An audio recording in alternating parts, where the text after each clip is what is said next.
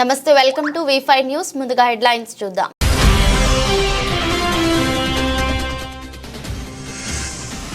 ప్రజాపాలన గ్రామ సభలో పాల్గొన్న భువనగిరి ఎమ్మెల్యే కుంభం అనిల్ కుమార్ రెడ్డి, యాదాద్రి భువనగిరి జిల్లా కలెక్టర్ హనుమంతరావు.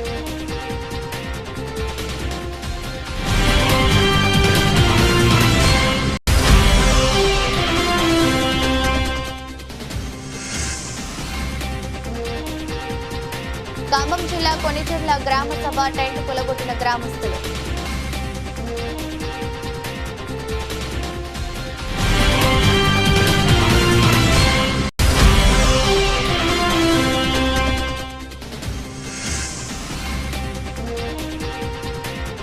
ఒకే రోజు 70 కోట్ల రూపాయల అభివృద్ధి పనులకు శంకుస్థాపన, ప్రారంభోత్సవాలు.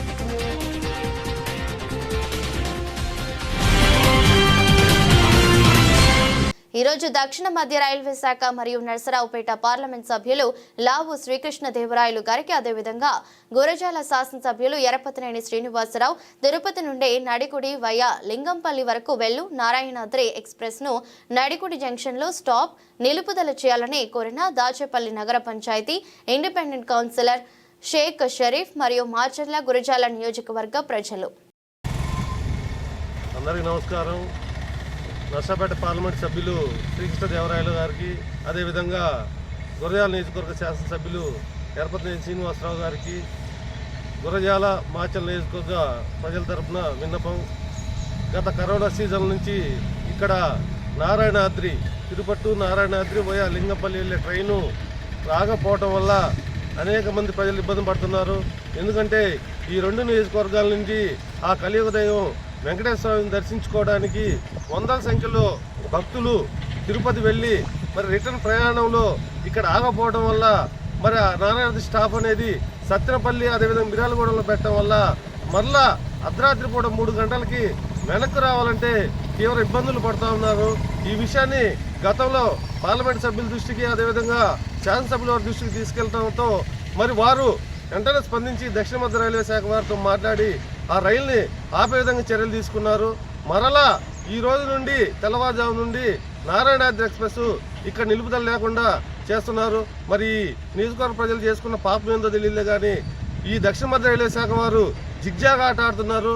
ఇప్పటికీ 4-5 సార్లు ఆపడం, మరలా ఎంపీ గారు మాట్లాడటంతో మరలా ఇక్కడ ఆపడం అనేది జరుగుతూ ఉంది. దయచేసి మీరు త్వరగా చొరవ తీసుకొని ఆ ట్రైన్ని ఆపే విధంగా భక్తులందరికీ సౌకర్యం కలిగే విధంగా మీరు చర్యలు తీసుకోవాలని చెప్పి కోరుకుంటూ, అదేవిధంగా నర్సాపూరు డెల్టా ప్యాసింజర్ కూడా మరి ఇక్కడ రావటం కావచ్చు పోవటం కావచ్చు ఇక్కడ ఆపట్లేదు. అనేక మంది మరి హాస్పిటల్ దగ్గర హైదరాబాద్ నుంచి హాస్పిటల్ రీత్యా కావచ్చు వ్యాపార రీత్యా కావచ్చు అనేక మంది ప్రజలు ప్రయాణం చేస్తూ ఉంటారు. వారి సౌకర్యార్థం దృష్టిలో పెట్టుకొని అవి కూడా ఇక్కడ ఆపే విధంగా చర్యలు తీసుకోవాలి.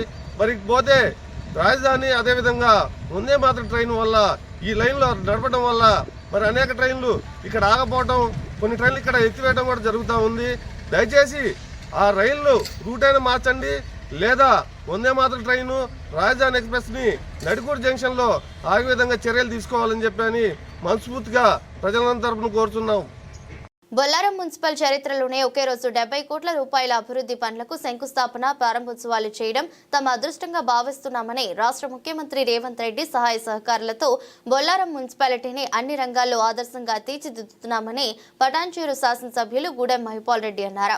ప్రజల అభివృద్ధి కోసం పార్టీలకు అతీతంగా పనిచేయడమే తనకు తెలుసునని, అభివృద్ధిని అడ్డుకుంటే ప్రజలకు నష్టం చేకూర్చిన వాళ్ళం అవుతామని వ్యాఖ్యానించారు. మంగళవారం బొల్లారం మున్సిపల్ పరిధిలోని వివిధ వార్డులలో 46 కోట్ల 50 లక్షల రూపాయల అంచనా వ్యయంతో చేపట్టనున్న సీసీ రోడ్లు, అండర్ గ్రౌండ్ డ్రైనేజీల పనులకు శంకుస్థాపన చేశారు. పలు కాలనీలలో పూర్తయిన రోడ్లను ప్రారంభించారు. అనంతరం 26 కోట్ల 50 లక్షల రూపాయలతో జలమండలి ద్వారా నిర్మించిన రిజర్వాయర్ల నుండి ఇంటింటికి మంచినీటి సరఫరా వ్యవస్థను ప్రారంభించడంతో పాటు పంప్ హౌస్ ను ప్రారంభించారు. కార్యక్రమంలో Bollaram municipal chairperson Kolana Roja Balareddy, vice chairman Anil Reddy, senior నాయకులు Hanumanth Reddy, Venupal Reddy, Sai Kiran Reddy, municipal commissioner Mangatayarao, HMWS GM Subbarayudu, స్థానిక కౌన్సిలర్లు, వివిధ పార్టీల నాయకులు తదితరులు పాల్గొన్నారు. అందరికీ నమస్కారం. ఈరోజు బొల్లారం మున్సిపల్ పరిధిలో రేపు 25 జనవరికి వీళ్ళ సమయం పూర్తవుతుంది కాబట్టి మున్సిపల్ చైర్మన్ గారు, వైస్ చైర్మన్ గారు, అలాగే కౌన్సిలర్సు ఈ మున్సిపల్ పరిధిలో 5 సంవత్సరాల కాలం నుంచి బ్రహ్మాండంగా మౌలిక వసతులు సమకూర్చి ఈ ప్రాంత ప్రజలకు ఎటువంటి ఇబ్బంది లేకుండా అభివృద్ధి చేయడం జరిగిందని మీ అందరికీ తెలియజేస్తా ఉన్నాను. దాన్ని దృష్టిలో పెట్టుకొని ఈరోజు బొల్లారం అంటే ఇండస్ట్రీ ఏరియా, పొల్యూషన్ ఏరియా. ఈ 10-15 సంవత్సరాల సంధి పొల్యూషన్ గిట బాగా తగ్గడం జరిగింది. డ్రింకింగ్ వాటర్ చాలా ముఖ్యమైన అంశము. మిషన్ భగీరథలో మనకు 26 కోట్ల రూపాయలతోటి ఓన్లీ బొల్లారం మున్సిపాలిటీకి రిజర్వాయర్లు, అలాగే సంపులు, పైప్ లైన్స్, హౌస్ కనెక్షన్స్ అన్నీ ఇవ్వడం జరిగిందని మీ అందరికీ తెలియజేస్తూ ఉన్నాను. అలాగే మున్సిపల్ జనరల్ ఫండ్ నుంచి 22 కోట్ల రూపాయలు, డ్రైన్స్, రోడ్స్, అలాగే ఎలక్ట్రిసిటీ ఇవన్నీ ఇట మౌలిక వసతులు సమకూర్చడం జరిగింది. మిషన్ భగీరథ జనరల్ ఫండ్ 48 కోట్ల రూపాయలు. మనకు చాలా రోజుల సంది పెండింగ్ ఉన్న టీఎఫ్ఐడిసి 15 కోట్ల రూపాయలు నిన్నగా మొన్ననే రిలీజ్ చేయడం జరిగింది. దాంతోపాటు 6,40,00,000 రూపాయలు స్టాంప్ డ్యూటీ అమౌంట్ గిట ఈ వారం రోజులలో రిలీజ్ చేసుకోవడం జరిగింది. ఈ మొత్తము 29,40,00,000 రూపాయలతోటి బొల్లారం మున్సిపాలిటీ ప్రజల కోరిక నెరవేర్చి అన్ని సమస్యలు పరిష్కరించడంలో భాగస్థులైన మున్సిపల్ చైర్మన్, వైస్ చైర్మన్, కౌన్సిలర్లు మేమందరం కలిసి వారికి ఎటువంటి ఇబ్బంది లేకుండా ప్రజలకు జవాబుదారీగా నిలబడే రీతిలో పని చేయడం జరిగిందని మీ అందరికీ బల్లా బుద్ధి చెప్పడం జరుగుతూ ఉందని తెలియజేస్తా ఉన్నాను. కాబట్టి రాబో కాలంలో గిట ఈ ప్రాంత సమస్యలను ఈ ప్రాంత నాయకుల ద్వారా, ప్రజల ద్వారా సేకరించి ఎప్పటికప్పుడు వారి సమస్యలను పరిష్కరించే మార్గంలో ప్రణాళికలు సిద్ధం చేసుకొని ముందుకు పోతామని తెలియజేస్తా ఉన్నాం. దాంతోపాటు రేపు తెల్లాపూర్ మున్సిపాలిటీ 23, 24 ఏమో అమీన్పూర్ మున్సిపాలిటీ కొత్తగా విలీనమైన గ్రామాలతో సహా సేమ్ ఇదే విధంగా Mission Bhagiratha, municipal general fund ఇవన్నీ గిట కంప్లీటెడ్ వర్కులు, ఆన్గోయింగ్ వర్కులు, నాన్ స్టార్టెడ్ వర్కులు అన్ని గిట ఇనాగ్రేషన్ చేయడం జరుగుతుందని మీ అందరికీ తెలియజేస్తూ, మీ అందరికీ ప్రెస్ సోదరులకు ప్రత్యేకంగా ధన్యవాదాలు తెలియజేస్తూ ధన్యవాదాలు. Thank you. భద్రాద్రి కొత్తగూడెం జిల్లా బూర్గంపాడు మండలం సారపాకలో ఐటీసీ కర్మాగారంలో జరుగుతున్న ఎన్నికల నేపథ్యంలో BRTU, CITU, IEU, SC, ST, BC, minority మిత్రపక్షాల ప్రచార రథాలను మాజీ ఎమ్మెల్యే రేగా కాంతారావు ప్రారంభం చేశారు. తొలుత ముత్యాలమ్మ ఆలయంలో పూజలు చేసి అనంతరం ప్రెస్ మీట్లో మాజీ ఎమ్మెల్యే రేగా కాంతారావు మాట్లాడుతూ గతంలో జరిగినటువంటి 13 వేతన ఒప్పందాలు కార్మికులు చూశారని, రాబోయే రోజుల్లో వీరిద్దరికే కార్మికులు ఎన్నికల్లో బుద్ధి చెప్పే అవకాశాలు ఉన్నాయని, ఒక దెబ్బకు 2 పిట్టలు అన్న చందంగా బీఆర్టీయూ మిత్రపక్షులు గెలుపు ఉంటుందని మాజీ ఎమ్మెల్యే రేగా కాంతారావు అన్నారు. మోసం చేసి మాయమాటలు చెప్పే యూనియన్ బీఆర్టీయూ కాదని, కార్మికులకు చిత్తశుద్ధితో పనిచేసే కార్మిక సంఘం కాబట్టి రాబోయే రోజుల్లో గెలుపు బావుట ఎగరవేయటం ఖాయమని ఆశాభావం వ్యక్తం చేశారు. ఈ సందర్భంగా నేను తెలియజేస్తా ఉన్నాను. ఏది ఏమైనా రేపు ఎన్నికల్లో 100% ఇప్పటికే ఒక్క దెబ్బ కట్ట 2 పిట్టలట. అందుకనే మా వాళ్ళ దెబ్బకి గిలగిల కొట్టుకుంటా ఉన్నాయి 2 యూనియన్స్ కూడా, ఒక పక్క ఐఎన్టీయూసీ కానీ టీఎన్టీయూసీ కానీ. ఎందుకంటే పొద్దుపోయేసరికి వీళ్ళందరినీ చూసిర్రు. ఏదో సామెత ఉన్నది వెనకట, పండగ పూటనట ఏదో అన్నట్టుగా ఆ సామెతను చూసిరు. ఎందుకంటే ఇప్పటికే అనేక సందర్భాలల్లో వీళ్ళ మీద కోపపోతే వాళ్ళకి, వాళ్ళ మీద కోపపోతే వీళ్ళకి, వాళ్ళకి ఆ ధీమా కూడా ఉండేది. ఎందుకంటే వాళ్ళ మీద కోపం వచ్చి తిరిగి మళ్ళీ మమ్మీనే గెలిపిస్తారని చెప్పేసి ధీమా ఉండేది. కానీ ఈరోజు ఏమైందంటే అంతా కూడా యువరక్తం వచ్చింది, ఎడ్యుకేటెడ్స్ వచ్చారు, సర్వీస్ మోటోతో వచ్చినటువంటి నాయకత్వం ఇక్కడ ఉన్నటువంటి యూనియన్స్ ఉన్నది. కాబట్టి అక్కడ బదిలీలు అయితేంది, కొత్తగా రిక్రూట్ అయినటువంటి కార్మిక సోదరులు అయితేంది, అదేవిధంగా కార్మిక కుటుంబాలు కూడా వారికి సంబంధించినటువంటి హెల్త్ సంబంధించినటువంటి ఇష్యూస్ అయితేంది, ఏదున్నా కానీ పట్టించుకునేటువంటి పరిస్థితి లేదు. గతంలో గెలిచినటువంటి యూనియన్స్ ఏది కూడా తప్పని పరిస్థితుల్లో వారికి ఓట్లు వేసినా తప్ప, లేకపోతే సెకండ్ అవకాశం ఇంకొకటి లేదు అనే పరిస్థితిలో కార్మికులు ఆలోచిస్తూ ఉంటాయి. ఆ కోటర్స్కి సంబంధించినటువంటిది అయితేంది, సీనియారిటీ ప్రకారం ప్రమోషన్స్ అయితేంది, ఇవన్నీ కూడా అనేక అవకతవకలు ఉన్నాయి. ఇవన్నీ కూడా మా వాళ్ళంతా కూడా ఎత్తి చూపేసరికి కార్మికులంతా కూడా ఈరోజు ఏదైతే ఈ బిఆర్టీయూ కానీ, సిఐటియూ కానీ, ఎస్సీ ఎస్టీ మైనారిటీ యూనియన్స్ కానీ, ఐఈయూ యూనియన్స్ ఏదైతే ఉన్నాయో అన్నీ కూడా కలిసి ఐక్యతతో ముందుకు సాగేటువంటి క్రమంలో ఇద్దరు కూడా గల్లంతయ్యే పరిస్థితి ఉంది. గల్లంతయ్యే పరిస్థితి ఉంది కాబట్టి అసలు ముందు వాళ్ళు ఈ ఎన్నిక కోసం కాదు, ముందు ప్రధానంగా భవిష్యత్తు మీద వారికి బెంగపట్టుకుంది.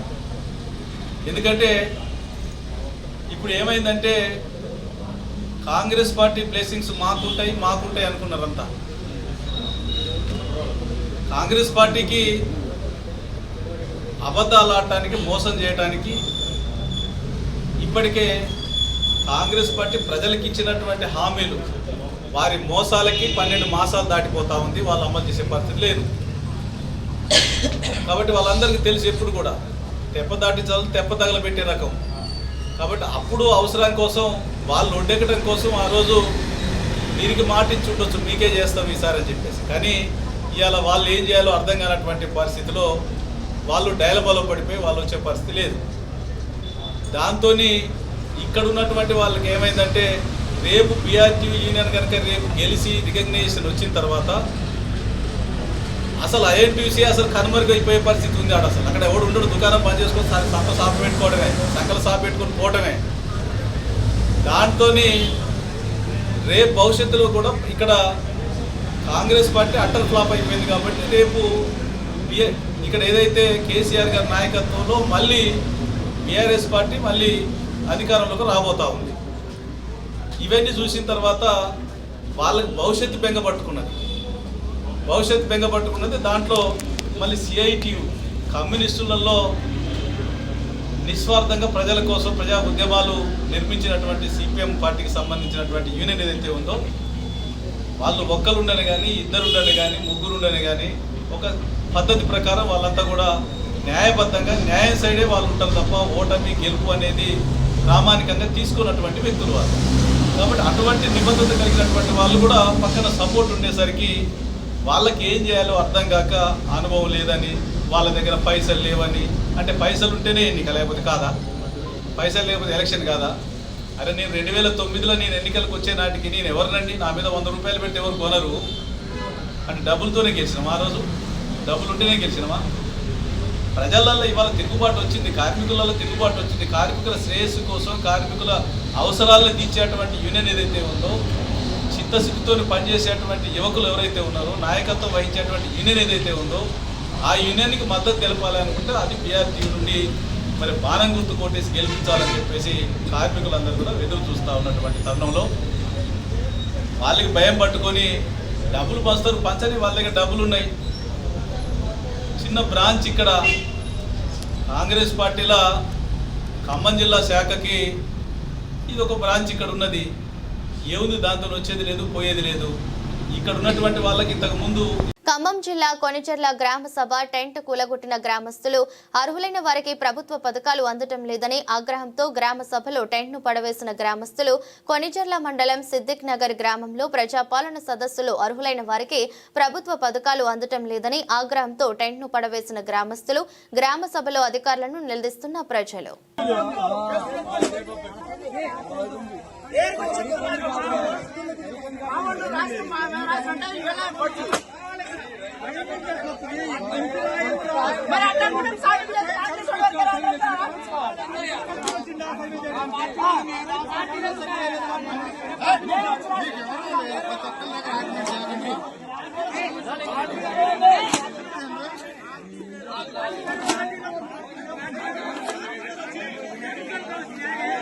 రంగారెడ్డి జిల్లా శంకర్పల్లి మండల గోపులారం గ్రామానికి చెందిన సత్యనారాయణ రెడ్డి బోల్నాథ్ రైతులు తాము పండించిన 140 క్వింటాల బియ్యం రావులపల్లి గ్రామానికి చెందిన సీను మధ్యవర్తిగా ఉండి అమ్మిపించారు.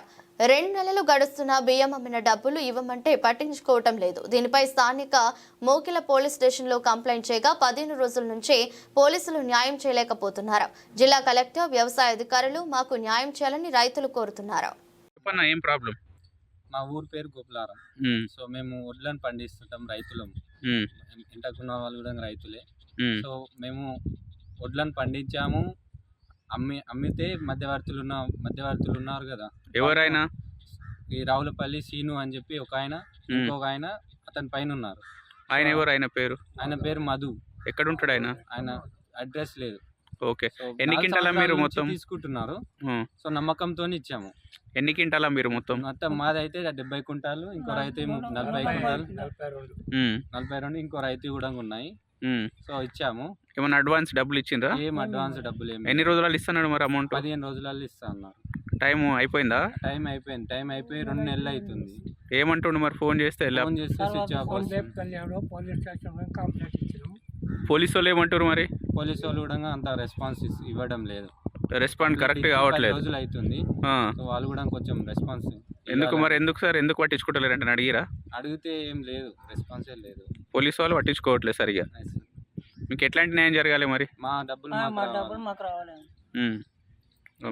మీకు సంబంధించిన మీకు న్యాయంగా రావాల్సిన డబ్బులు మీకు రావాలి. మరి ఒక్కసారి పోలీసు వాళ్ళ నుంచి దగ్గరకు పోయి మీరు ఒత్తిడి చేయొచ్చు కదా, ఎందుకు మీరు ఇస్తలేరని? ఎంత ఒత్తిడి చేస్తాం సార్, వాళ్ళు రెస్పాన్స్ లేదు. మనం ఏం చేస్తాం? పోలీసు వాళ్ళు ఏమంటారు మరి? పోలీసు వాళ్ళు తీసుకుంటున్నాం అంటున్నారు. భువనగిరి జిల్లా బీఆర్ఎస్ పార్టీ కార్యాలయంలో మీడియా సమావేశంలో మాట్లాడిన ఎమ్మెల్సీ కల్వకుంట్ల కవిత, కేసీఆర్ గారు మహా అద్భుతంగా అభివృద్ధి చేశారు. లక్ష్మీ నరసింహస్వామి ఆశీస్సులు అందరిపై ఉండాలి. యాదగిరిగుట్టలో మిగిలిన పనులను పూర్తి చేయాలి. ఉమ్మడి నల్గొండ అంటేనే చైతన్యానికి మారుపేరు. కేసీఆర్ గారి నాయకత్వంలో నల్గొండ అన్ని రంగాల్లో అభివృద్ధి జరిగింది. మిషన్ భగీరథతో నీళ్లు ఇవ్వటం ద్వారా నల్గొండ జిల్లాలో 0 ఫ్లోరైడ్ అని పార్లమెంట్లో ప్రకటించారు. నల్గొండ జిల్లాలో కేసీఆర్ చేసిన అద్భుతం అదే. మూసీ నది కాలుష్యానికి కారణం కాంగ్రెస్. మూసీ నదిని శుద్ధి చేయాలని కేసీఆర్ నడుం బిగించారు. ఎస్టీపీ ప్లాంట్లను ఏర్పాటు చేసిందే కేసీఆర్. ఇప్పుడు కాంగ్రెస్ పార్టీ మూసీని ఏటీఎం గా మార్చుకున్నారు. మూసీ పేరుతో కోట్ల ప్రజాధనం లూటీ చేస్తున్నారు. మూసీ ప్రక్షాళన అంటూ పేదలను రోడ్డున పడేస్తున్నారు. పేదల ఇళ్లు కూలుస్తున్నారు. మూసీ ప్రాజెక్టులో ధనాన్ని దోచి ఢిల్లీకి కప్పం కట్టేలా కాంగ్రెస్ కుట్ర చేస్తుంది. రౌడీ ముక్కలతో దాడులకు దిగుతున్నారు కాంగ్రెస్ వాళ్ళు. భౌతిక దాడులు చేస్తున్నారు. 61 లక్షల సభ్యత్వాలు ఉన్న పార్టీ మా బీఆర్ఎస్. మేము తలుచుకుంటే కాంగ్రెస్ నాయకులు ఎక్కడా తిరగలేరు. పరిపాలన సౌలభ్యం కోసం జిల్లాల ఏర్పాటు చేశాం. ఉమ్మడి నల్గొండలో 3 మెడికల్ కాలేజీలను ఏర్పాటు చేశాం. అద్భుతమైన కలెక్టరేట్లను కట్టినాం. ఆదాయాన్ని పెంచి పేదలకు పంచేలా మా పాలన సాగింది. కాంగ్రెస్ ఇప్పుడు పెడుతున్న గ్రామ సభలు గందరగోళంగా మారాయని తెలిపారు. అటువంటిది 10 సంవత్సరాల కేసీఆర్ పాలనలో కంప్లీట్గా సంపూర్ణంగా ఫ్లోరైడ్ని నివారించడం అంటే నల్గొండలో తరతరాల బిడ్డల కోసం చేసినటువంటి పని ఇది అని నల్గొండ ప్రజలందరూ కూడా సవినయంగా నేను విజ్ఞప్తి చేస్తా ఉన్నాను. మరి వాళ్ళు అదే ఫ్లోరైడ్ ఉన్నటువంటి ప్రాంతం మూసీని ప్రక్షాళన చేసుకోవాలని చెప్పి ఇంకొక కళ మనకుంది. మరి నిజంగా మూసీ మురికి ఎట్లయిందండి? మూసీకి మక్కులు ఎట్లా పట్టింది? మూసీలోకి ఇండస్ట్రియల్ వ్యర్థాలు వస్తుంటే వింత తమాషా చూసుకుంటే 60 కూర్చున్నటువంటి వాళ్ళెవరు, ఆ పార్టీలు ఎవరు అన్నది కూడా నల్గొండ ప్రజానికం అంతా కూడా దయచేసి గుండెల మీద ఒకసారి చేసుకొని ఆలోచన చేయాలి. తెలంగాణ లేదప్పుడు, ఉమ్మడి ఆంధ్రప్రదేశ్ ఉన్నప్పుడు మనదేం నడవలే, మనదేం సాగలే, సెక్రటేరియట్లో మన వాళ్ళు ఎవరు లేరు. మూసీని ఎట్లా ప్రక్షాళన చేసుకోవాలంటే దాని మీద అధికారం మనకు లేకుండే. ఉద్యమం కోసం పిడికిలెత్తి పోరాటం చేసిన రోజులు కూడా మనం అనుకున్నాం. ఏంది మూసీని మంచిగా చేసుకుంటాం, మూసీని గోదావరిని అనుసంధానం చేసుకుంటాం, మూసీని గోదావరిని కలపడానికి మనకు కొండపోచమ్మ నుంచి అయితే దగ్గర అవుతుంది. దానికోసం ఒక 16-1700 కోట్ల రూపాయలు అయితే సరిపోతుందని చెప్పి మనం ప్రాజెక్టులు పెట్టుకోవడం జరిగింది. అంటే మూసీలో 2 ఉన్నాయి అంశాలు. ఒకటి మూసీ ప్రక్షాళన, ఇంకొకటి మూసీ పునరుజ్జీవనం. ఈ 2 కూడా కేసీఆర్ గారి హయాంలో అత్యంత తక్కువ ఖర్చుతోని శాశ్వతంగా పరిష్కారం అయ్యేటటువంటి విధంగా మనం ఆల్రెడీ ప్రణాళికలు చేసి పెట్టినాం. అందులో 31 ఎస్టీపీలు కూడా ఇలా పనిచేస్తున్న విషయం ఇప్పుడున్నటువంటి కాంగ్రెస్ పెద్దలకు కూడా తెలుసు. వాళ్ళ అధికారంలోకి వచ్చినాక ఏం చేసిండ్రు, కేసీఆర్ గారు పెట్టిన 3 ఎస్టీపీలనే ఇప్పుడు మళ్ళీ వాళ్ళు ప్రారంభించి కొత్తగా ఏదో సాధించినట్టు జబ్బలు జరుచుకుంటున్నటువంటి పరిస్థితి మనకు కనబడతా ఉంది. ఇవాళ నల్గొండ జిల్లా ప్రజలకు, ఉమ్మడి నల్గొండ జిల్లా ప్రజలకు, అట్లానే తెలంగాణ ప్రజలకు నేను చెప్పేది ఏంటంటే మూసీ ప్రక్షాళన కావచ్చు, మూసీ పునరుజ్జీవనం కావచ్చు, 2 కూడా కేసీఆర్ గారి మదిలో ఆలోచనలే. దానికి ప్రణాళికలు కూడా సిద్ధమైనవి. కానీ ఇవాళ కాంగ్రెస్ ఏంటిది, మూసీ అంటే దాన్ని ఒక ఏటీఎం లాగా తయారు చేసుకోవాలి. మూసీ గోదావరికి 1700 కోట్లతోని కొండపోచమ్మ సాగర్ నుంచి దగ్గర దారి లింకేజ్ ఉండగా 7500 కోట్లు పెట్టి కాంట్రాక్టర్ల కోసం మల్లన్న సాగర్ నుంచి తీసుకొచ్చేటటువంటి సరికొత్త ప్రణాళికను ఇప్పుడు తెర మీదకి తీసుకొస్తా ఉన్నారు. మరి 7500 కోట్ల ప్రజాధనం దుర్వినియోగం చేయడానికైనా ఈ నల్గొండ జిల్లా ఉత్తమ్ కుమార్ రెడ్డి గారు ఇరిగేషన్ మంత్రిగా ఉన్నారని చెప్పి వాళ్ళ ప్రశ్న వేస్తా ఉన్నారు. భువనగిరి మండలం అనంతారం గ్రామంలో ప్రజాపాలన గ్రామ సభలో భువనగిరి ఎమ్మెల్యే కుంభం అనిల్ కుమార్ రెడ్డి, యాదాద్రి భువనగిరి జిల్లా కలెక్టర్ హనుమంతరావు పాల్గొన్నారు. ఇంతమందిలో మీకు చెప్పలేకపోవచ్చు. అంతేకాకుండా ఇంకొక మంచి పథకం ఏంటంటే భారతదేశంలోనే కాదు ఎక్కడ లేదు ఈ పథకం, ఇందిరమ్మ ఆత్మీయ భరోసా. ఎక్కడ లేదండి ఈ పథకం. కొత్తగా మనకే ఈ యొక్క ప్రభుత్వం, ప్రజాప్రభుత్వం తీసుకొచ్చిన పథకంలో ఏంటంటే ఉపాధి హామీ కూలికి పోతున్నటువంటి కుటుంబాలు ఎవరైతే ఉన్నారో, గుంటెడు జాగలేనటువంటి కుటుంబాలు ఏవైతే ఉన్నాయో, గుంటెడు కూడా జాగలేదు, కైకిలికి పోతే తప్ప వాళ్ళకి ఇక అన్నం ఆ పూట గడవదు, రెక్కాడితే కానీ డొక్కాడదు. అట్లాంటి వాళ్ళకి సంవత్సరానికి 12,000 రూపాయలు ఇవ్వాలని ప్రభుత్వం నిర్ణయించింది. సో ఒక కిస్తుకి 6,000, ఇంకో కిస్తుకి 6,000, 2 తరఫలుగా అది 12,000 రూపాయలు ఇవ్వడం జరుగుతుంది. మనవుల్లో కూడా 38 మంది అట్లాంటి వాళ్ళని గుర్తించారు.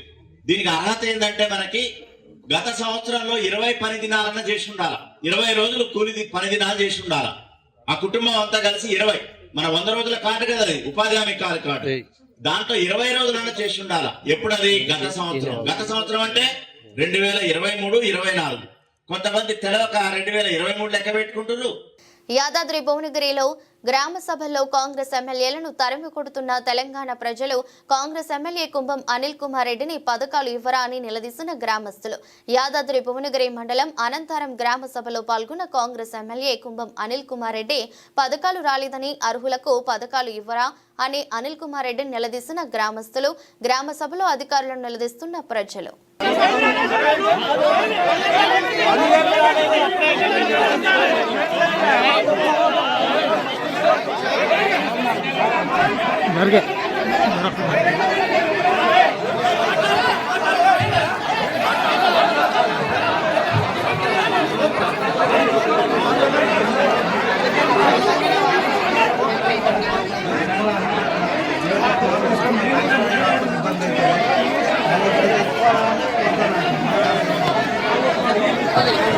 దయచేసి నిదానంగా చదవండి.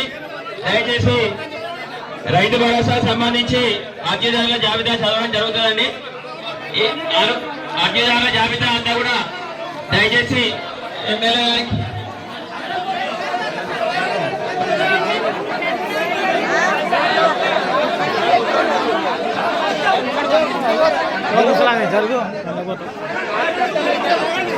బీబీనగర్ మండలం రాఘవాపురం గ్రామంలో ప్రజాపాలన గ్రామ సభలో లబ్ధిదారులు ఇచ్చే దరఖాస్తులకు పరిశీలించారు. జాబితాలో పేర్లు లేని అర్హతలు ఉన్న లబ్ధిదారులు దరఖాస్తు చేసుకోవచ్చని కలెక్టర్ తెలిపారు.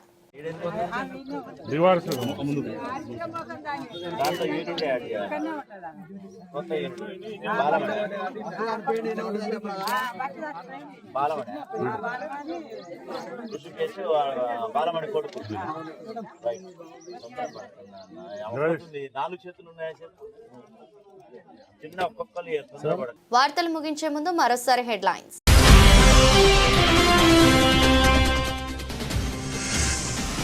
ప్రజాపాలన గ్రామ సభలో పాల్గొన్న భువనగిరి ఎమ్మెల్యే కుంభం అనిల్ కుమార్ రెడ్డి, యాదాద్రి భువనగిరి జిల్లా కలెక్టర్ హనుమంతరావు.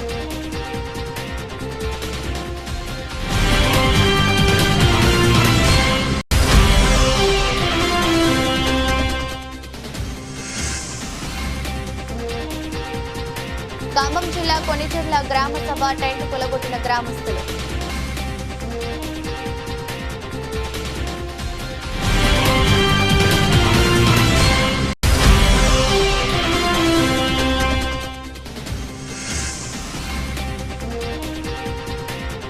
ఒకే రోజు 70 కోట్ల రూపాయల అభివృద్ధి పనులకు శంకుస్థాపన, ప్రారంభోత్సవాలు.